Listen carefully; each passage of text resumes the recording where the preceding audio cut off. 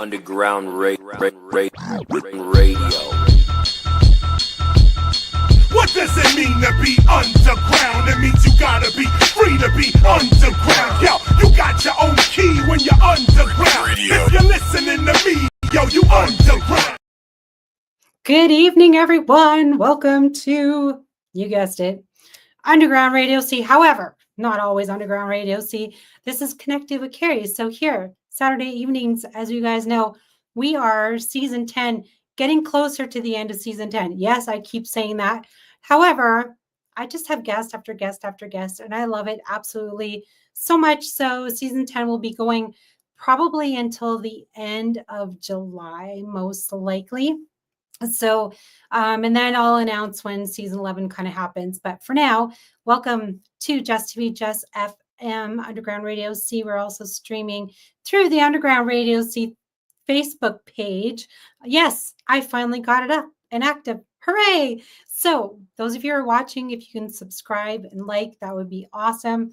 I only have a couple of videos up for now because I'm like one of those reverse problems in my life where I have 5 years of content and I was like, I don't even know what to put up on YouTube. So I just kind of threw up a couple. But now I'm going to try and be consistent with my shows through there as well. So that's all good and dandy. And then all my folks over on LinkedIn, you guys get your own private show over there. So thank you all for tuning in this evening tonight. I believe I did post something about, money matters and mortgages and all this kind of stuff, as it's most likely a little bit of that. We may touch up on that a little bit. We'll just kind of see how it goes. However, my guest this evening does work in the financial field. So we're going to welcome him in. He's going to introduce himself, and then we're going to go from there. If you guys have any questions along the way, feel free to throw it into the chat, and then we'll get to them as we go along, as you guys know. So please welcome my guest with me this evening. Good evening. Good evening. Good evening. Please formally introduce yourself. There are some radio hosts that get, they do a little bit of an intro of who their guests are, but I firmly believe that all my guests should just go ahead and totally introduce themselves, even though I put your name up and whatever. But because you're originally from another country, you probably have like the coolest way of saying your name, which us Canadians can't say. So with that, I'm going to let you formally introduce yourself. Awesome, Cari. Thank you so much. I appreciate the invitation. My name is Petre IGNATESCU, and I'm born Romanian, Canadian by choice, moved here 18 years ago. Come from a background of engineering in telecommunications. It's pretty cool. I guess your cell phones are working because of me. So if you get a lot of drops of signal from time to time, it's because I'm no longer in the industry. Hooray. And I've started a new career in financial services roughly about 8 years and a half ago. And it completely changed my life from a perspective of personal development, growth, also from a perspective of understanding money, understanding people, working with a lot of people, servicing a lot of people.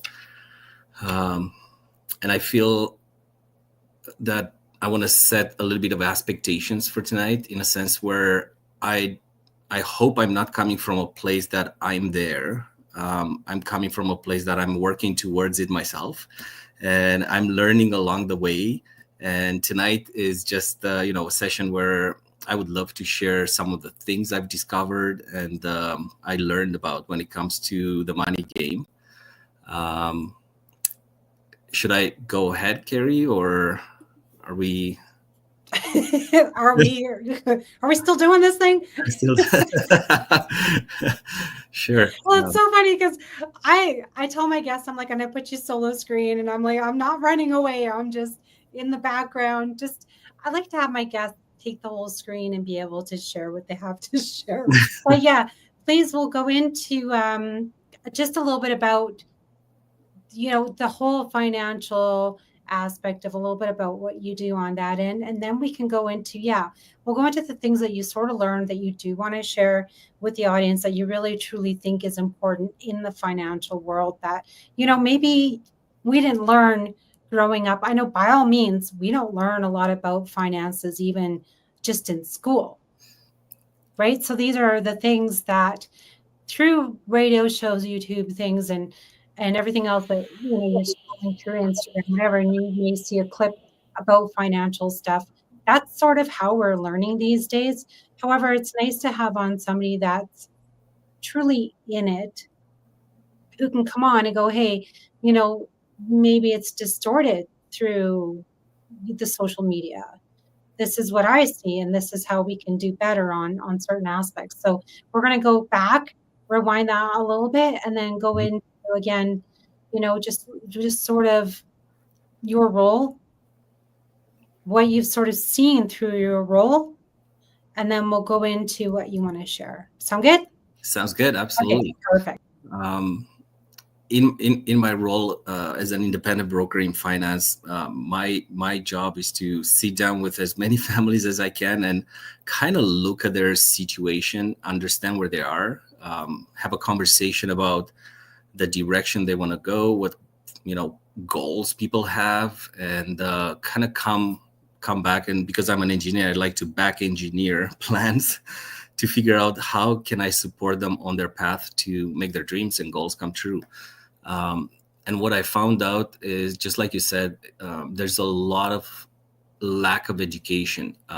Financial industry, as an industry throughout the world, not just in Canada, it is a very highly regulated industry, sophisticated to a point where people just lose interest to learn.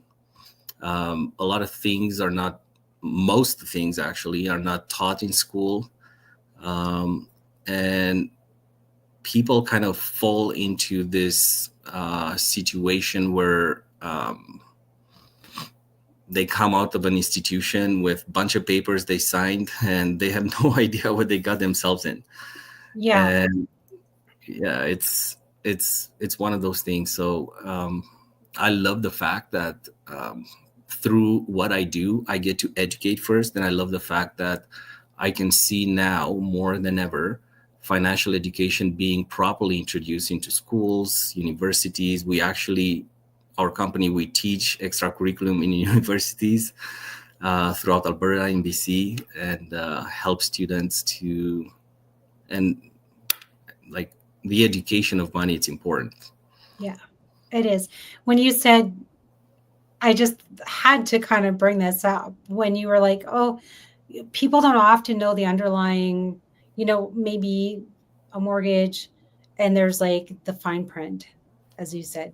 No one understands perhaps, I want to say capitals, I mean capital, but the interest rates, and then how mortgages, even just on that alone, can be very complicated because you can be locked in at a certain rate, and then the rates will change over certain years. So, sometimes some people don't even realize that, oh yeah, I just want to lock in for 2 years or lock in for 3 years. But some people don't do the research going, okay, maybe being locked in for 2 or 3 years isn't the greatest idea. Maybe somebody wants to be locked in at 5 years. And then also there's your floating interest rates as well, where you can go in. Some mortgage companies do it, like some banks, where you can go, I think it's also the same as like utilities, where you can go online, and if the interest rate is lower, you can go and say, hey, I want the lower interest rate, and lock that in. But people don't know about this. So tell us a little bit about, how do we get this information out there? What should you do when you are reading those papers and sitting down? What are the questions that we should be asking a financial planner with us? Yeah, that's very good. So I'll start by this. So if I can maybe ask your audience to think a little bit as like towards money as a game, like the money game. We're all playing it. We're all in it. And the question is, like, when do you actually know you've won at this game? And do you know all the rules? And if you don't, how can you win? So, a lot of people, when I ask them that, is like, okay, so I'll win by luck. And it's actually a strategy that a lot of people I get to sit down and ask this question have, and luck is not a strategy. At the end of the day, you win at the money game when you become financially independent. And more now than ever, we see 18-year-olds that become financially independent at that age, right? So what financial independence is basically when you gather enough assets to last you for the rest of your life while you have a lifestyle that you choose.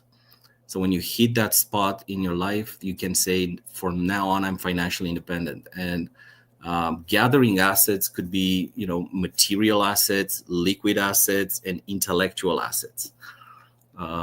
Okay, I'll stop you 1 second.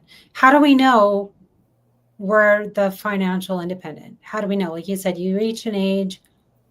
Most people think, okay, 18. However, do a lot of 18-year-olds even have a job? So what is the description of an independent person that makes their income or whatever? Like, how do you describe that? Right.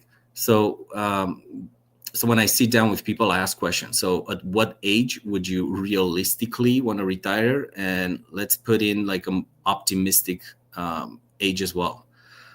We look at their, how long do they, in their family line, what's the age when people start dying, right? So what should we be prepared for, as well as defining in today's money an amount of money, of cash, that can come to you for the rest of your life. And then taking into consideration inflation, taking many other aspects, looking at their current situation. So the financial independence number, it is a very important number. Your financial advisor can calculate that for you, can tell you what it is, and help you understand how that got calculated. And then build a plan to support you in getting there while you still have like a life to live. You still want to enjoy things. You still want to go on vacations and everything else that you want to, do in your life.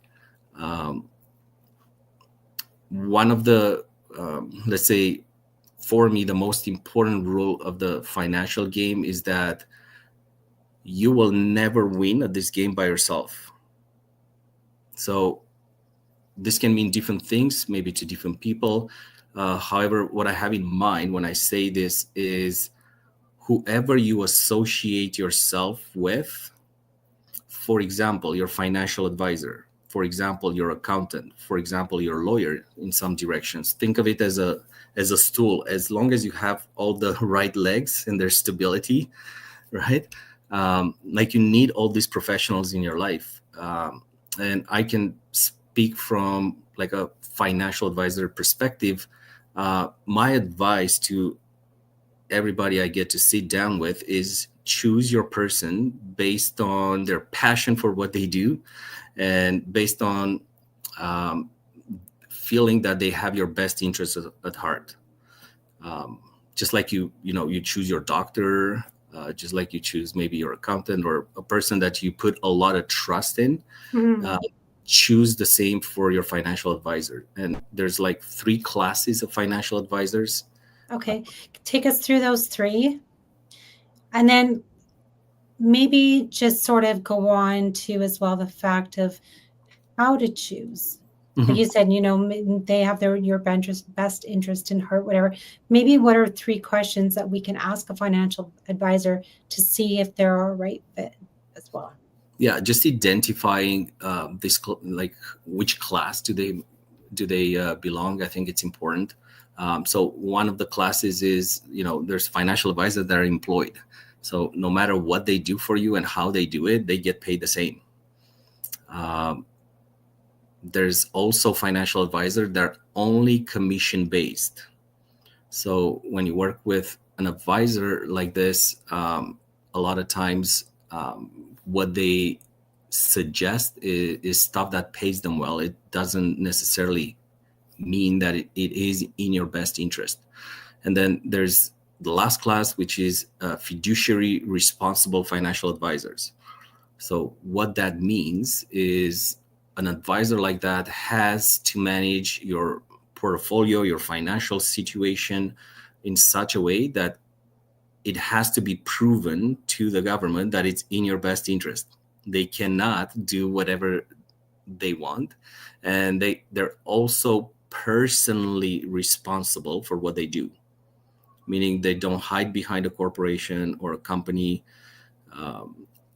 They're directly responsible for what comes out of their hands. And some of these fiduciary responsible financial advisors most of them are brokers.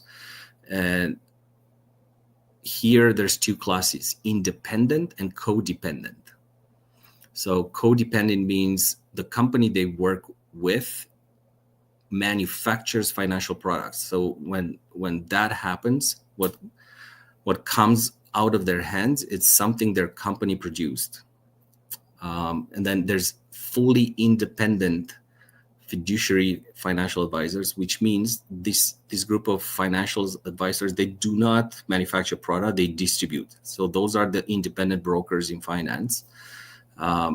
They don't belong to one company. They literally become your professional financial shoppers for the entire market. I work personally with like more than 75 companies in Canada, and I can work anywhere in Canada and US. So some of these questions that I feel they're important to be asked are, just sit down with him and figure like, how did you enter in this career? What do you love? Do you love or do you like your career? How has this career changed your life? Have a conversation about, like, ask questions from which passion comes out of at the end of that question. And then you'll figure out if that's a person that's passionate and based on, do they want to sell you something right away, or do they want to educate you? Do they want to get to understand what you are, where you are in life, and support you and ask questions and get to know you, get to know your dreams and goals? And yeah, I think that is very important, like you said, because I find, if someone's going to work with me going forward, especially with myself and my money, they need to have my best interests at heart. They need to understand what I want. How, I just don't want someone going, okay, well, I'll take your money and have a nice day. Absolutely. Let's say I decide, okay, I want to do stock markets and I want to be able to go up to them and go, hey, these are a couple of stocks that I'm looking at that I've got an interest in. Do you think these are good stocks? And I would want a totally honest answer. You could be like, no, that's total shit. Don't go with them. Like they plummet, whatever. Or, yeah, 100%. Yeah. I would go with those, you don't even necessarily have to say, oh, I would go with those, but you could say those are some very good choices to go with, because I think it's got to be a little bit like a broad answer. However, just something that caters towards your client, if you will. Yeah, absolutely. And also a good financial advisor has a holistic approach to financial needs. So when you sit down with a person like that, he or she doesn't only deal with investments. Okay. Doesn't only deal with insurance or with banking products. Right. It's like he can look holistically over your entire financial house, let's call it that, or financial health, and be able to put everything together for you. Okay. So unless you're specifically looking for like life insurance, or you're specifically looking for something, then you could go, okay, yeah, just go with that person. Otherwise, sit down and here's like a portfolio. Let's go through things and go, okay, what are we looking at? What's the future? What's this, that, whatever. If someone came up to you and said, hey, I want to retire when I'm, what was the age before? It was like, oh, freedom 55. So if they're like, I want to go and retire at 55, and they're truly not even close to that, what are those beginning stages that you can help them to look at something that's not too far down the line from that? I mean, here's, and I say this with a lot of hope. The reality is, money game is one in time. Winning overnight, it's kind of like the lottery mentality. So as long as there's time left until you're 55, so maybe you're 45 right now, and you have 10 more years until 55, right? So if there's enough time, it has to be accelerated. So winning at the money game is always easy when you have long-term mentality. Like, think of this, I don't know, I live in Calgary, and I cannot buy a house today that's at the same price as 20 years ago. So what that means is, if I would have bought any house in Calgary 20 years ago, I would have won today the real estate game. And it's no different when it comes to money and financial planning. Longevity in the market is a guarantee almost. And what I would say to them is, don't waste any more time. Find a good person and stick with the plan. My realization when it comes to situations like that is, no matter how good I am or anybody in this industry, there's always going to be a gap between reality and what people want.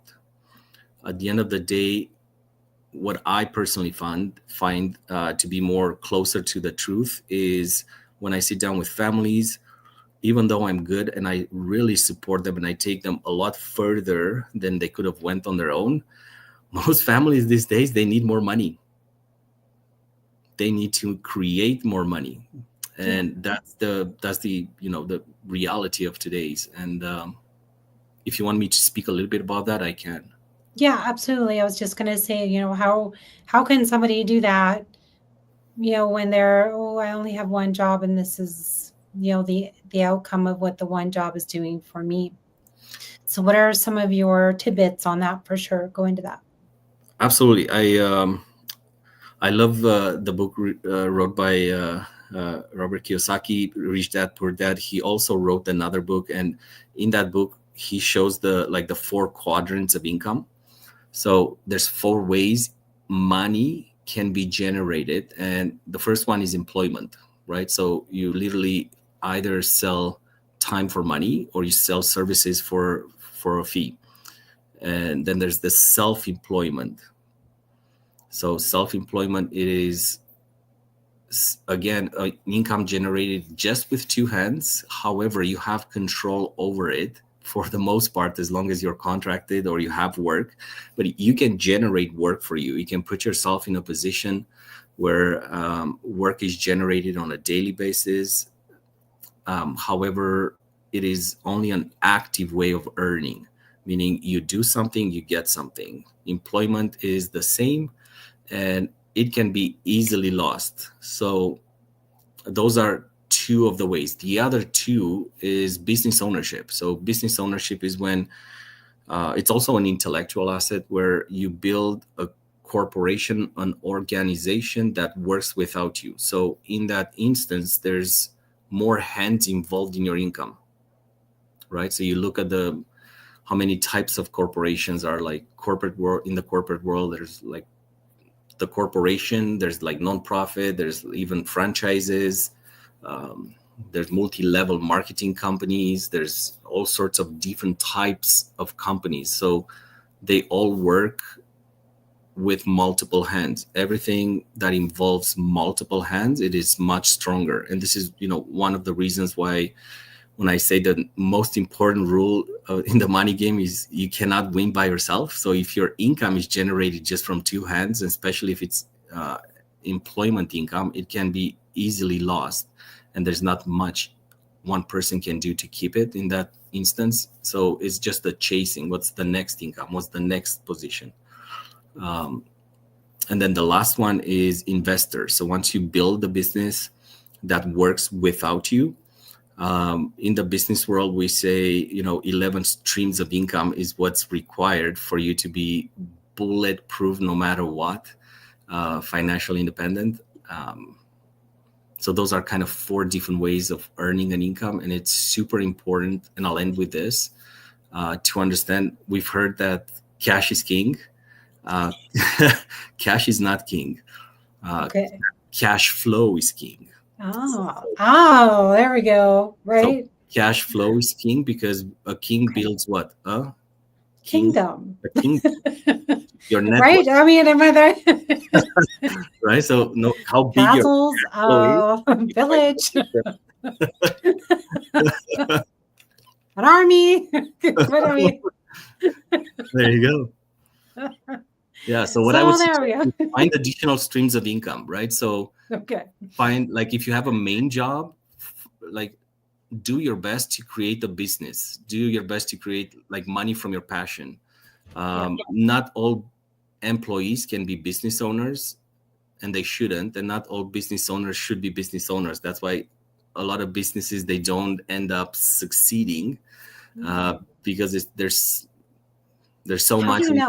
How do you know if you're the right fit to like run a company and or be like, no, I just want to work here? How do you really know? Cari, you never know until you jump into it. Like, you really, right? Okay. And then there's no like answer. No, there's just go and try it. Like, I'll tell you my story from this perspective. Okay. Nobody in my family that I have caught alive or heard of has ever been a business owner. Never. Right. So before the corporate world or anything like that, every single household was a business on its own. People will exchange and trade different things and create a way that they can all coexist. And then the corporate world came, and now, like, I am the first one in my family, and I didn't know I can be one. I chose to. So at the end of the day, if you really badly desire something, you create it, and you grow capacity to become whatever it is. You got to really want it, especially in business, because it is not for everybody. So I want to say this very, like, as nice as I can. Like, let me just say something. I think back in the kingdom era. Yeah. Really, you could go all the way back, because back then we didn't have services. There wasn't.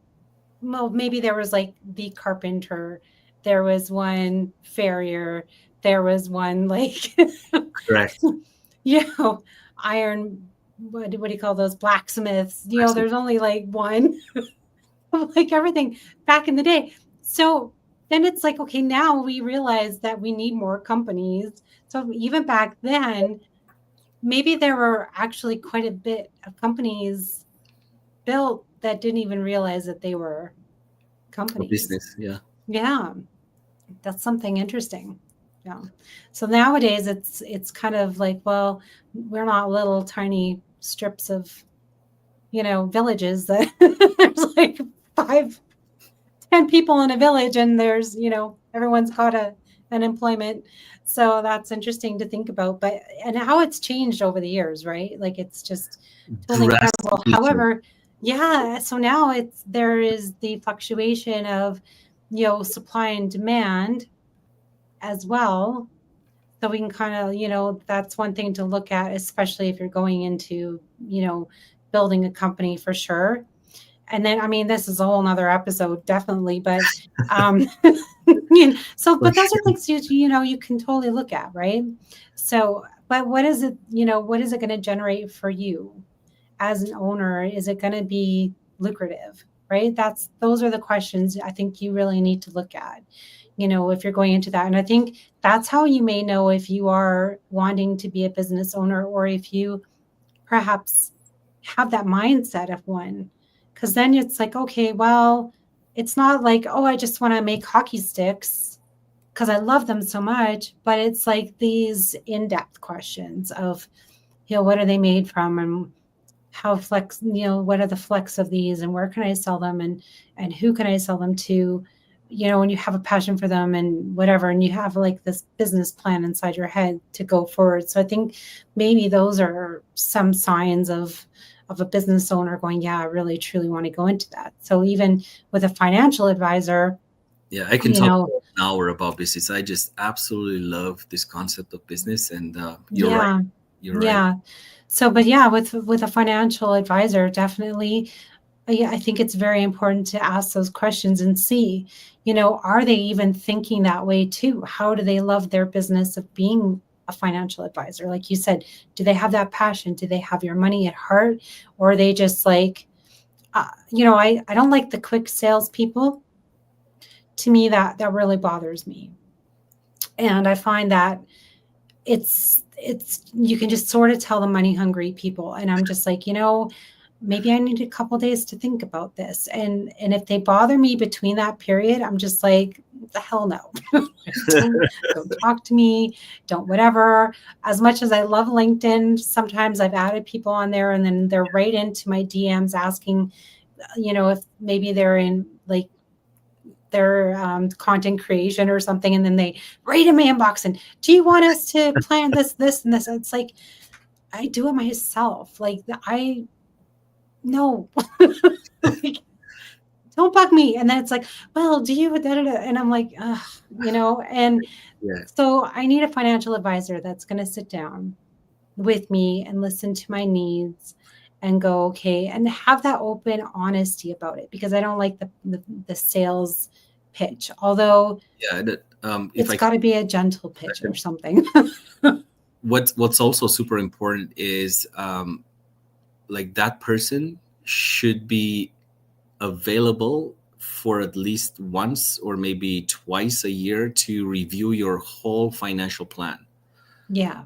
And figure out, are we on track to what we said we're going to do? Are we not on track? Where can we pivot? What can we change? A lot of times people cash flow changes and their ability to, react to certain things or take advantage of other things when the markets are down or whatnot. So it's important to have like a very close relationship with this person and make sure he's available. Because a lot of brokers, they have like, I don't know, 4,000 or 5,000 clients. And if you're not one of the rich clients, he will not give you his time. Yeah, see, I don't like that. So I want to be able to maybe perhaps even call them if I know the stock market's dropping and go like, what should I do? Should I sit on this or should I sell? Or I need some advice here, and I don't care if it's 2 a.m. No, I'm just kidding. Oh, I get those. Maybe if I were like super duper rich and I'm just like, I have $10 million in this stock. Well, we'll talk. That's something that, would they be willing to do that? That's all I'm saying, right? I think that's really important. So these are some questions. Okay, where or do you have any last little tidbits you want to share real quick before we wrap up? An important thing when your listeners think about, okay, so this was a cool conversation. However, give me something that I can, kind of keep in the back of my head with respects to building a solid financial house for me and my family. I would say structurally think of building a house. The way a solid house is built, the same way your financial house should be built. So, for example, there's a roll for the foundation. Then you have the main house, which is pretty cool, like all the countertops, everything that you like and how you like it. And then you have the roof. So every part of the house plays a role. And obviously, the most important part is what's in between the foundation and the roof. And that's probably 80% of what you should invest in when it comes to a house. And then the foundation in financial planning is insurance. The main house is pretty much your assets that you accumulate. Could be material assets like your home, could be liquid assets. You can put your business in there. When I say liquid assets, I mean like investments for any reasons and any types of investments. And then the roof is your estate planning. And another team bit, when I sit down with a lot of people, including very wealthy people, sometimes their estate planning is not done properly. And what estate planning is, we all go back the way we came into this world with nothing. Yeah. So what happens with everything that we've built in this life? Okay. That's your estate planning. Yeah. Important. Okay, perfect. So then if anyone has any questions, they can reach out to you and ask you any more questions on that, because unfortunately we don't have enough time to go into it deeply, because I know that's, again, a whole nother episode on it, because it's just more and more and more. So where can they find you if they have any further questions? If there's any further questions, I do have a profile. I'm working towards getting better with social media. So I do have a profile on LinkedIn, Facebook. I do keep Instagram for my personal development and connect with people that I want to learn from. So I would say don't look for me there. Just the best, the one best, maybe LinkedIn. Or do you have an email that they can reach you at? Yeah, I do have an email. It is my first name dot my last name @gmail.com, and that's my personal email. Okay. And they can definitely give me a call there or an email there. They can also reach me at my cell phone if that's something that I can share here. Just email's good. Email is good? Okay. Email is good. And then you can, then you guys can exchange things after that. So thank you, Peter. Petra.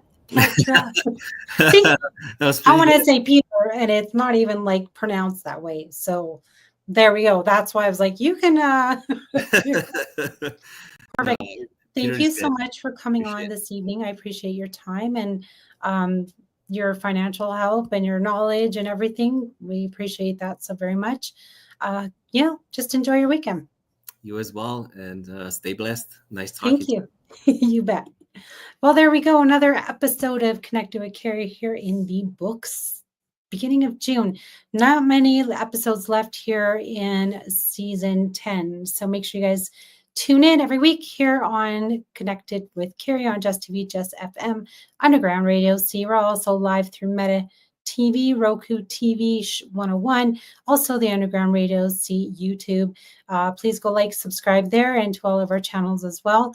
Make sure you guys have a fun weekend. Enjoy the sun while it's here for the summer. Enjoy. Stay connected.